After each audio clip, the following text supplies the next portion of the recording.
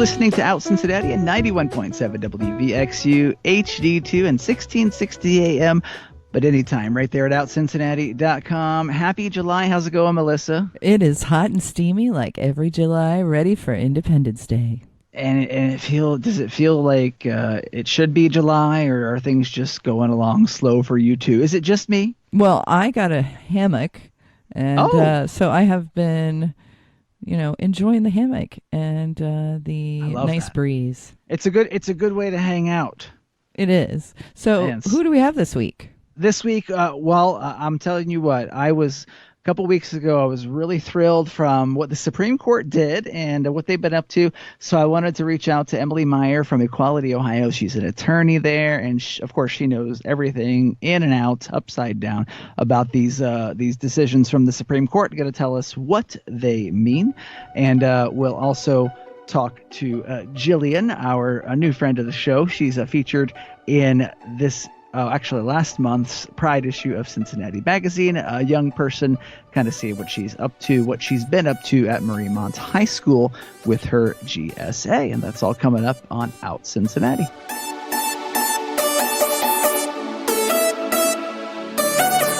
Hey, this is Tristan from Transform. You're listening to Out Cincinnati, and we could always use your help. So check us out on social media. Thanks.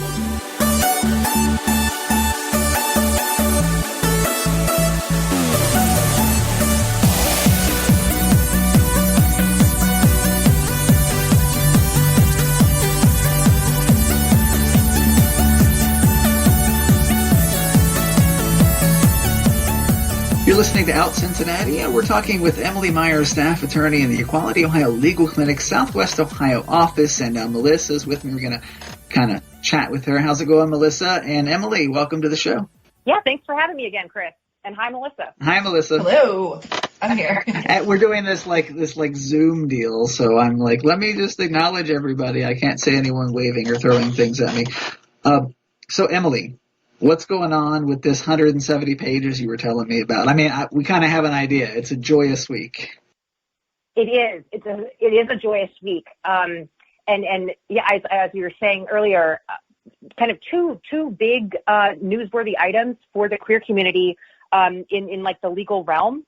And of course, the very big one, and the joyous occasion is the Supreme Court ruling on the Bostock case.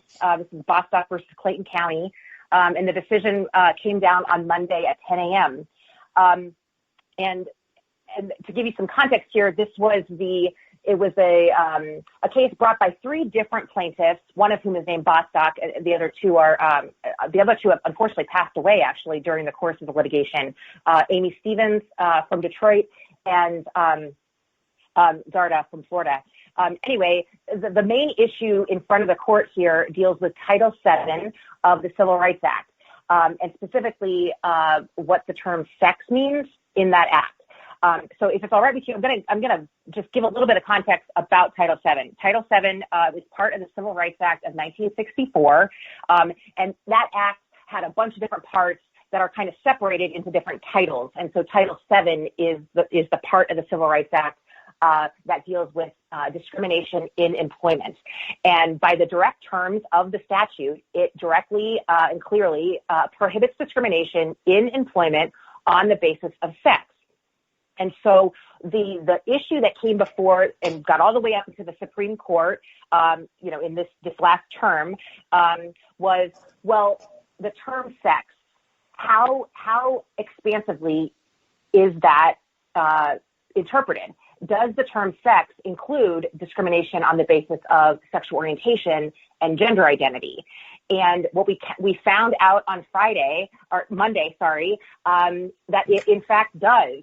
It was a ruling, a 6-3 ruling. There's 9 justices on the Supreme Court. This is a solid majority, a 6-3. And in the 6 were the 4, kind of traditional liberal judges, and then also 2 more conservative justices joined the majority to find that folks cannot be fired for being gay or being transgender according to federal law. So just a very, very big win. One important clarification that I wanted to ask you about, how does this come down on the side of private religious schools? A wonderful question. And so while this is, I mean, it's a huge momentous decision. It's going to affect many, many folks around the country, and certainly, here in the tri-state. There are many things to be litigated. And for instance, religious exceptions, religious exemptions, particularly with religious employers, including schools. Those are things that are still to be determined. In fact, in the decision itself, the 170-page decision, I'll be clear, like 130 pages of that is dissent, the judges who disagreed. But in the majority opinion, the justice who wrote it, Justice Gorsuch, who is a Trump-appointed justice, he made very clear that this case does not determine religious exemptions. And there's a federal law, the Religious Freedom Restoration Act. That does not. This case that came out on Monday does not shed any light on that. The case is also, he made clear that this case doesn't determine or make any rulings on like locker rooms and bathrooms, which, those can be kind of issues that come up.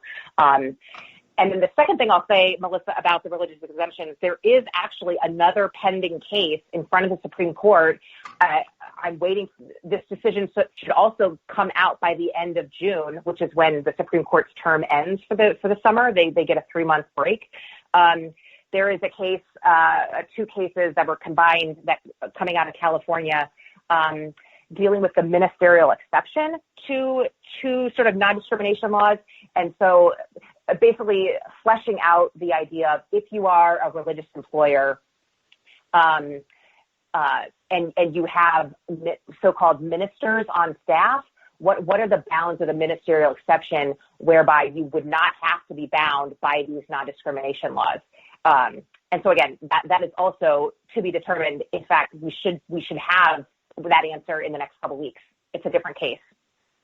Oh, so that's coming up. Okay, yeah, because I know that was, I didn't know how that issue tied in with this particular case. So you say there's another case coming up that will directly address that issue. There are a lot of ways that religion can come into non-discrimination law, and particularly in the context of employment. But yes, if there is a case that should come out in the next couple of weeks that will flesh out at least partially that kind of question.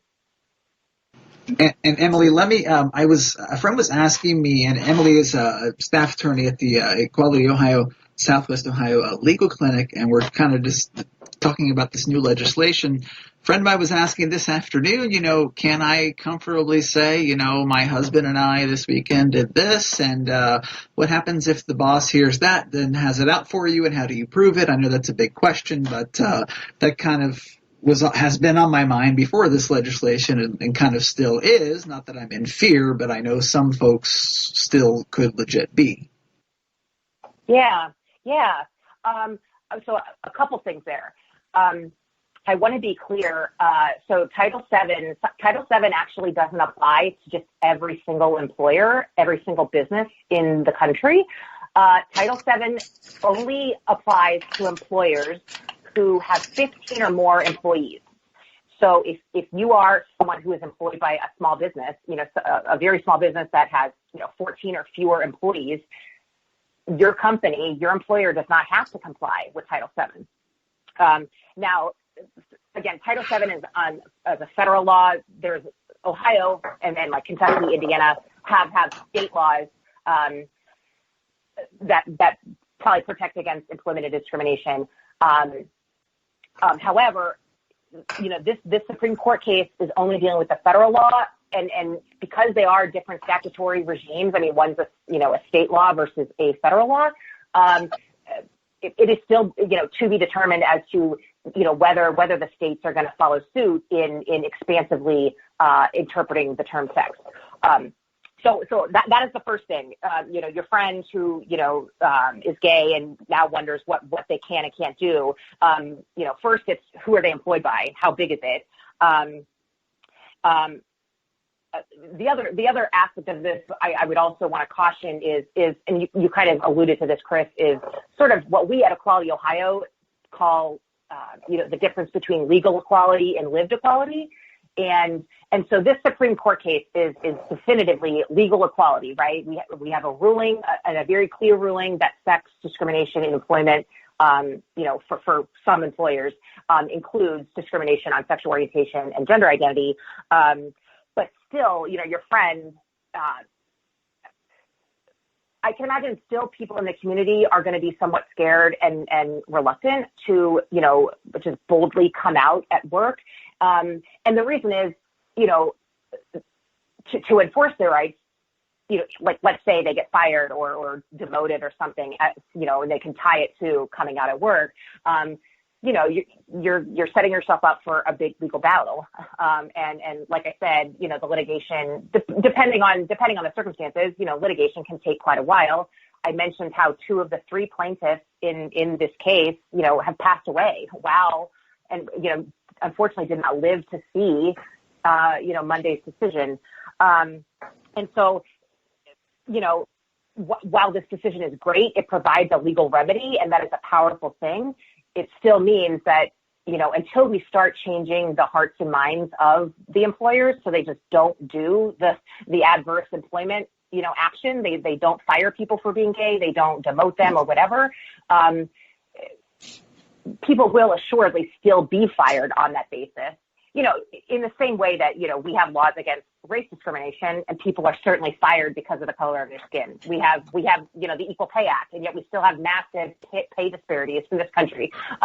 So even if we have legal equality, until we change enough hearts and minds so that the lived equality is there, it means that folks are going to have to, file complaints, seek legal assistance to enforce their rights. And so, that weighs on a person's mind when they are considering coming out at work. And not to discourage people, Emily, but what happens when people go through with that litigation? Say you're fired, and is it just to kind of say I won or I proved it kind of thing? What is the result usually? Well, it depends on what you ask for. You can ask certainly for damages, civil damages, money. Employment is tricky because, on the one hand, maybe the ask is to get your job back. On the other hand, do you really want that job back when the relationship is probably so burned at that point, but yeah, typically it's money damages. So, Emily, is there any new legislation that's coming up that's been proposed that might address some of these issues with the trans community or any other parts of our rainbow community here? Yeah, so, and actually one big piece of, at least in Ohio, and Equality Ohio is, of course, an Ohio, nonprofit. So, and I'm barred in Ohio, so my focus is in Ohio. But most of the things I'm going to say here are things that are happening to some degree also in Kentucky and Indiana. But for instance, Ohio is one of 27 states that still doesn't have a statewide non-discrimination law. And so especially for, the folks in Ohio, again, and if you work for a large enough employer, this is a huge win because all of a sudden, you have these protections that the state does not afford us yet in Ohio. And so this is a big win. That being said, we are still at Equality Ohio, still pushing for the passage of the Ohio Fairness Act, which is a bill that's in our General Assembly right now that we are trying to get passed. And this would add sexual orientation and gender identity to the protected groups, not only in employment, but also in housing and public accommodation. Public accommodation is, the shops and the vendors that the restaurants, any place that is providing goods or services that is open to the public. And the reason folks should push for and support the passage of this state law is for the very reasons that I was saying. I was listing the limitations of federal Title VII and therefore, this Bostock Supreme Court case. Ohio's non-discrimination law, at least for employment, it applies to employers that that has 4 or more employees. So a much bigger group of companies and employers in Ohio have to comply with the Ohio law. And that's why we want the Ohio law to change to be more inclusive, to, ban sexual discrimination on sexual orientation and gender identity. So yeah, we're definitely pushing for that to be passed. It's with COVID, things got interrupted with the State House and kind of shut down and only taking COVID related matters. The State House is opening up again, although I believe the legislators are about to go on recess until like November. But even with the passage of even with the passage of the Supreme Court decision on Monday, there's been like a renewed effort in the last 48 hours on like, hey, why doesn't Ohio do this? I saw actually my friend in Columbus took a picture. The front page of the Columbus Dispatch paper, above the fold, is a huge article on passage of the Ohio Fairness Act. So that's the big one that I want to encourage folks to get involved with. If you don't know how to get involved, please contact us at Equality Ohio, and we can help you, provide testimony or volunteer with us, we're a nonprofit, so we always take donations as well. Financial support is always encouraged. And that is equalityohio.org. The unpopular opinion that as I scroll through Facebook or as family says, well, I thought gender and sex were separate. Obviously, what do you say? I know what I can say to that question, but that's the argument I've heard this week. And so on this new legislation, how can we defend that? Well, I would look to the words of Neil Gorsuch, who wrote this opinion. He made it very clear that even when you're talking about sexual orientation or transgender identity, those two concepts are inextricably bound up with sex. And here's sort of the example that he gives. Let's say you have two employees, and they're both attracted to women. Okay, one is a man. One employee is male, one employee is female. And so one employee, identifies as a lesbian. So it is very much a person's sexuality, whether it's being gay or being straight even, it is inextricably bound up in a person's sex as to, the sex of who you are and the sex of your partner. That's the very definition of what sexuality is, right? And then, another example is sort of the transgender example is, you have two employees, both assigned female at birth, female sex. One person, their lived experience, their gender identity remains female as they, grow into themselves. The other employee assigned female at birth, but as they grow into themselves, they learn that their gender identity is male. Again, both examples, you're dealing with sex. And just in that case, the gender is over time changing to your innermost idea of your gender. But sex is inextricably involved there as well. And so, I guess to your question, sex and gender, they're inextricably bound up together, and therefore fall under the broad category of sex. Yeah, I wanted to hear what I could say to that stupid question that I was getting from family, or just what I could, when I troll on Facebook, what I could say to just kind of defend that. So I appreciate it. Yeah. So Emily, tell us what Equality Ohio is up to now, and how can folks get involved, and what do you need most as far as volunteers or funding, or where do you need the most help? Oh, well, Melissa, I need funding. We would love $1 million. So, and yeah, there's no limit to the donation, be generous. No, volunteers, we are always looking for volunteers. Again, with social distancing and stuff, all of our volunteer efforts have been, are virtual at this point, but we generally have volunteer events on Tuesday evenings. And that's not something I organize through the legal clinic. There are other folks on staff who organize that. If a person is interested in volunteering with us, I would encourage you to, Chris gave our website earlier, but our email address, you can email info@equalityohio.org if a person is interested there. And then also, again, we are the main motivators to get the Ohio Fairness Act passed. If you are someone who wants to provide testimony can be either written or oral in person at hearings, in front of committees in the State House. If you are someone with a passionate story about why you care about non-discrimination and equality in Ohio, we would love to hear your story and include it with all of the materials that we're always trying to pass along to the legislators to convince them to support the bill. And then also sort of a corollary to the Ohio Fairness Act.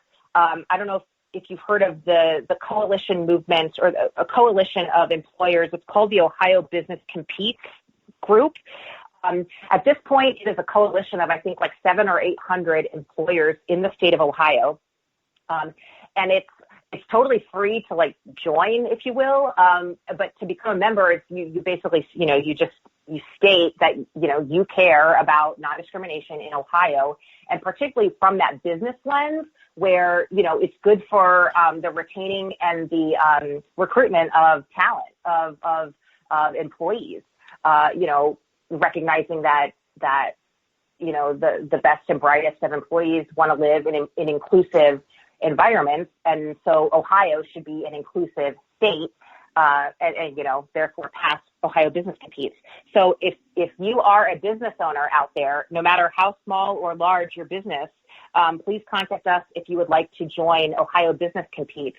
And politically, from a political angle, the thought of Ohio Business Competes is to make the business case to the more conservative legislators who, are more responsive maybe to that business argument. And so that's what we're doing there. And I will just say, actually, if you are a larger employer, like specifically an employer who employs more than 15 employees, you already now have to comply under Title VII with the Bostock decision. You are a company that has to comply with the Supreme Court decision.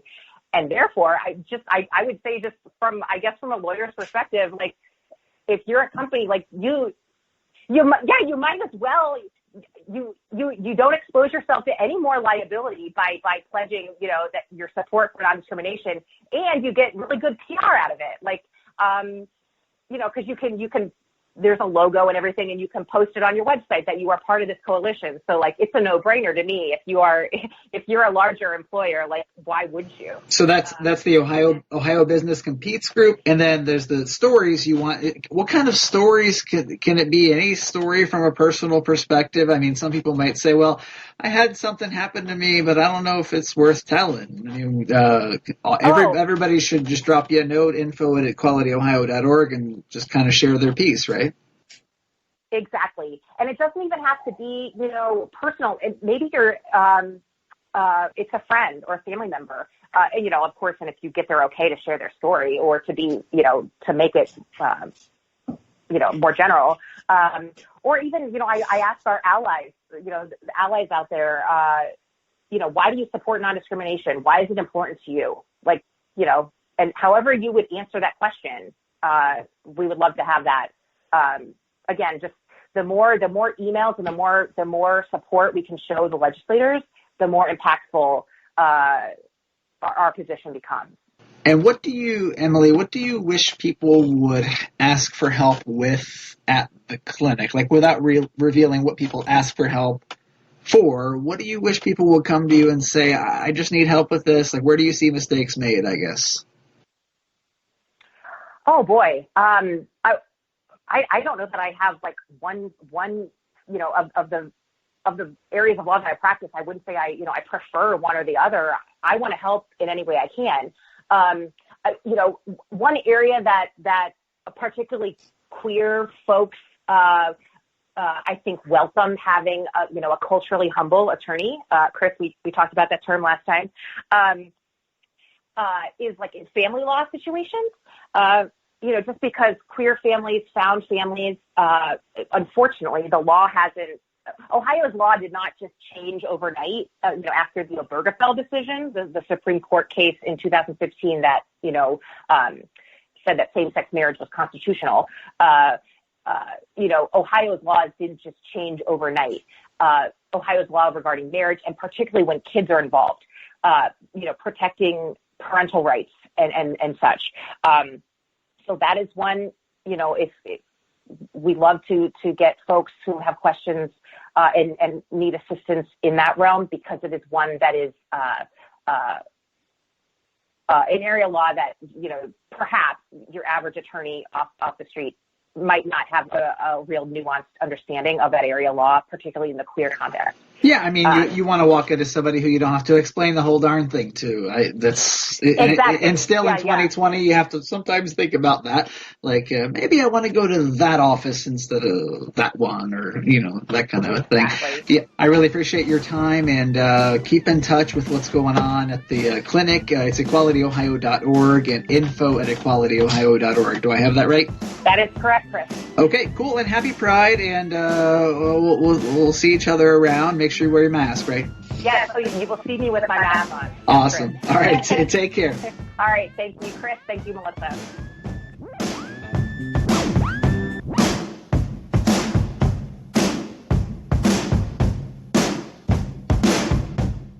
Hi, this is Sarah from Mad Llama Coffee at the corner of Madison and Kenwood Road in Madisonville, and you're listening to Out Cincinnati.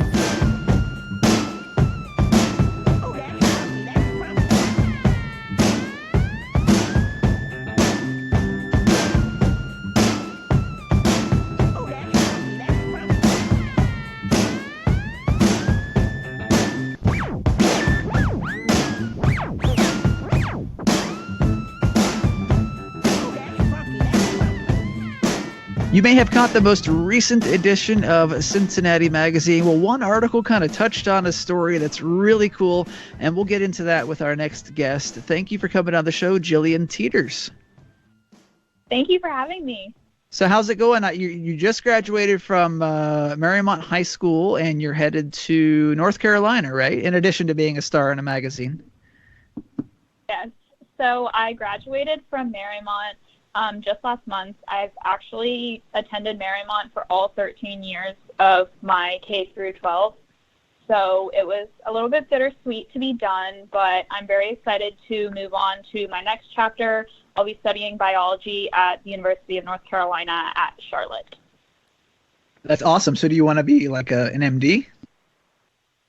So currently the goal is to go to med school and then possibly work in research. So for a while now, my goal has been to work in infectious disease research, which right now hits a little bit too close to home.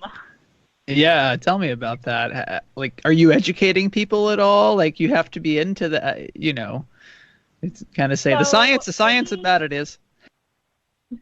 Pretty early on, before there were major discussions about U.S. cases, a lot of people at my high school specifically, I took multiple science classes this year. So I was taking AP Biology, Anatomy and Physiology, and then AP Psychology all at the same time because I love science. And I got a lot of questions from classmates about like sanitization methods and how viruses work and all of that kinds of stuff. My biology teacher, and she also teaches anatomy, she's absolutely amazing. She's the best. Miss Brew, if you're listening to this, you're amazing. Hey, Miss Brew. She's also a really great ally. So it ties in perfectly. Nice. And you got involved with the GSA there in your freshman year, right? Yes.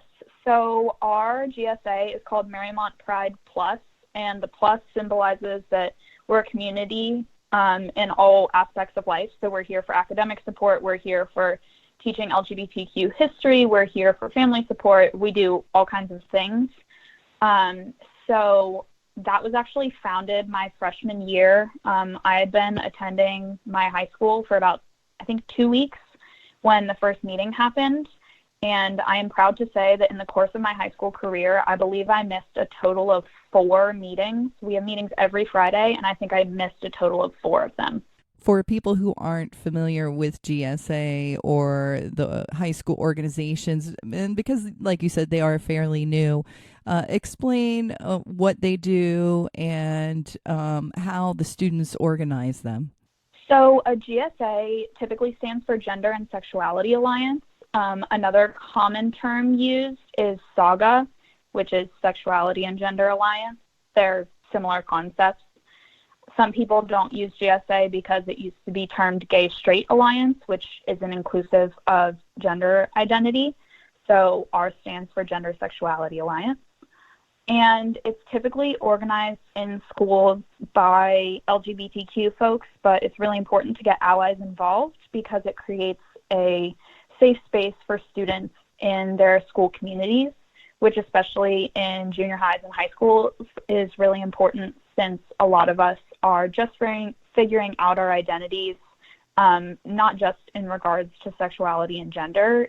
It's very well known that teenage years are when we figure out our main personalities and what we're really passionate about and what we're interested in and what we want to do. So it's really important to have a supportive space in your schools in general, just so that everyone can, find who they are and be open to people that are different from them, and just hearing all those different perspectives is really important. And so one of the things that you mentioned was teaching the LGBTQ plus history, and which is also important to Chris and I. That's one of the reasons why we do the show, is so we can teach people about our history and the struggle of gaining rights and the continuing struggle. So how do you approach that? Do you bring in speakers? What do you do to educate the youth? So something really important that we started doing is we have one history lesson per month at our meetings, and that basically means reviewing an important historical figure or an important historical event like the passage of legislation.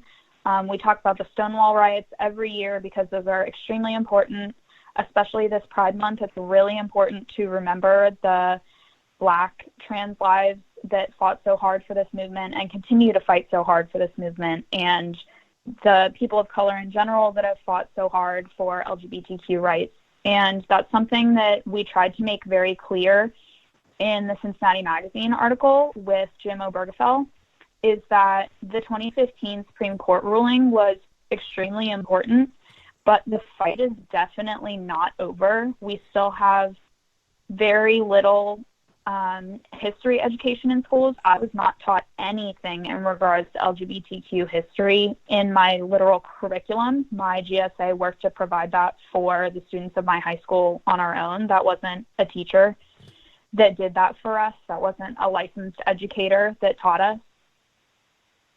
And so we mostly work in that regard just to ensure that, everyone is fully educated as much as they can be, especially since I attend a very white, fairly non-diverse high school.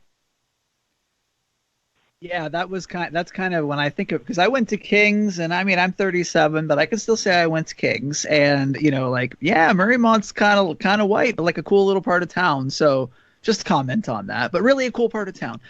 So that's such a cool thing that you had a vibrant GSA there. We're talking to Jillian Teeters. You could check her out in the Cincinnati Magazine edition, the Pride edition. You were talking about the next fight for our community. I've asked a lot of people that question, and a lot of folks since 2015. And as you said, very important decision. What is the next fight? I mean, really, where do we go next? Say I wanted to start activism tomorrow. What's the next thing I could help? Where could I help next? I'm going to answer this question twofold because I cannot decide. I've been asked this many times, and I truly believe that I will never decide on one. So one of the big fights is ensuring non-discrimination policies, and that means in housing, that means in healthcare, that means in jobs, that means in education. I think that's truly really important, and people don't realize that discrimination continues today. a lot of people think that, we don't have any fights left because we won marriage equality and that was it. But in reality, marriage equality isn't everything. Marriage isn't everything. Not everyone even wants to get married. That's not the epitome of life success. And being able to live our lives without being discriminated against is truly what we need. And so I think non-discrimination policies are going to be a really big part of that. And then secondly, I would say inclusive education. As someone that just graduated and someone that wants to go into the medical field, we have a long way to go in terms of history education, but also in terms of sexual health education. This is something I'm really passionate about, in that I truly believe that everyone should be equipped with all information possible to make healthy decisions for themselves. And sex education is not inclusive in a wide variety of schools. I went to a public school. Mariemont is a public school, and we did not have inclusive sex education. The vast majority of other high schoolers that I know don't receive inclusive education, and that puts LGBTQ youth at risk. It puts us at risk for a variety of unhealthy relationships. It puts us at risk for, STDs and STIs, and that's not safe. And I think that a long way to go is to truly educate all students, not just LGBTQ students. This doesn't mean pulling LGBTQ students out of the classroom and educating them separately. It means educating everyone so that allies and LGBTQ youth, whether or not they're out, are truly educated on what's safe for everyone.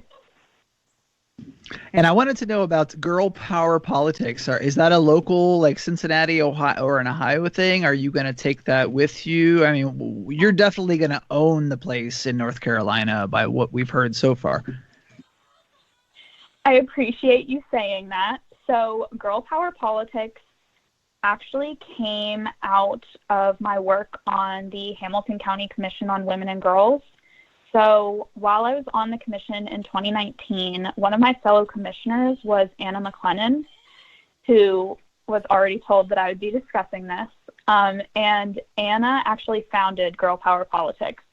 And the goal of Girl Power Politics is to get young girls interested in careers in politics and helping them find their political voice.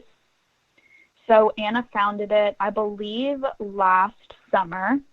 And I am the director of inclusion, which basically means that I make sure that we are being inclusive in our education and our marketing and all of those kinds of things. So Girl Power Politics is actually a Cincinnati-based organization, but we've already had chapters founded in other countries as well. So if anyone listening would like to get involved with Girl Power Politics, you can go to girlpowerpolitics.com. We have an Instagram too.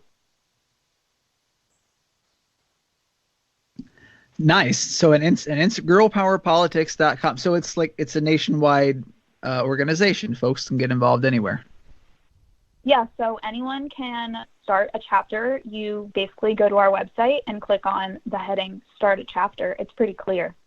And you get in contact with Anna, I believe she's our executive director, and she can help you start a chapter if there isn't one currently near you. And so what do you think prevents young women or just women getting involved in politics?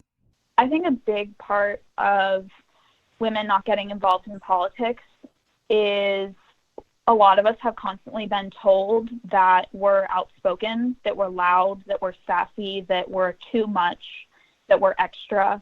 I've been told my entire life that I am very opinionated, that I'm very loud, that I make everything known. I've been called bossy many, many, many times.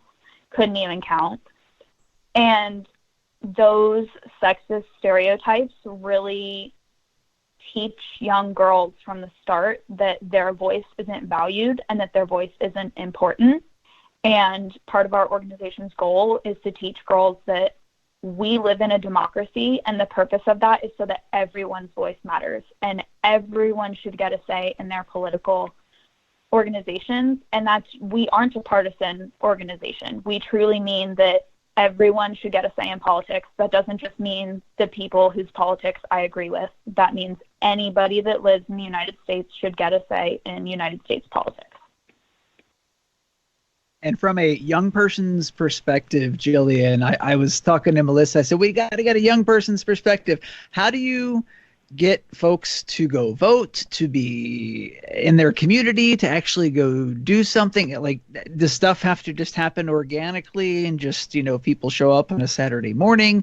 I mean, how do you get people your age to care? No offense. I entirely understand what you're saying, and it's pretty hard to get people to care. So I think something really important is making it a social event. So my friends and I, all prior to coronavirus, were planning on voting together, and we keep each other accountable. We also watch all of the debates together. Any presidential debate that's on, we all sit in someone's basement and eat ice cream and watch the debate and talk politics. And part of that is because that my friends and I are outspoken people that really enjoy talking politics. But that's also, something that we've prioritized as a friend group that we value. And so creating a social system where you and your friends are talking about the issues that matter to you and doing research together and sending each other articles and watching the debates, that's all really important because that's how it gets interesting. That's how you learn. That's how you challenge each other. And in the same way, having a social environment makes us more active as a whole. I'm actually a member of a few general activist organizations at this point. So I joined Young Activist Coalition over a year ago. I believe it was last March or April. And then I also joined Ohio Climate Strike. I just joined that probably 2 months ago. And those were both really important because I've made some amazing friends, people that I don't go to school with that may or may not live in Cincinnati. I know people from all over Ohio at this point because of National U.S. Youth Climate Strike. I know people from all over this country that have the same values I do, and we all push each other to learn more, to get more involved, to do everything we can to get involved in this democracy. And I want to ask you a fun question, just kind of to things off. I like to ask folks, during coronavirus, what have you been watching on Netflix? Did you watch Tiger King? Is usually the cliche one that I get to ask Jillian. So you can say, no, I didn't watch that. Or what have you been watching? So I did watch Tiger King. My dad and I watched it together, and I like to describe it as kind of like a car crash scenario where like it's so bad that you can't look away and you just like watch shock. That's how we watched Tiger King. If anyone has Hulu, I've also been watching Mrs. America, which is about the fight over the Equal Rights Amendment, and that is really interesting. I would highly recommend anybody that's interested in politics or feminism, any of those topics, to watch Mrs. America. It's really, really, really interesting and challenges a lot of my beliefs that I didn't think would be. So we'll have to check that out on Hulu, Melissa. That sounds really cool. Hey, thank you so much, Jillian, for coming on.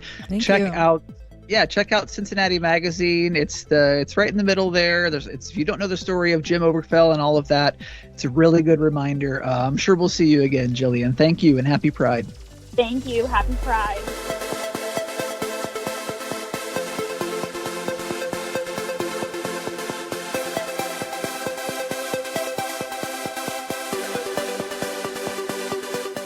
This is Detox. Chris and Melissa have the tea for the Cincinnati LGBTQIA plus community and beyond. You're listening to Out Cincinnati.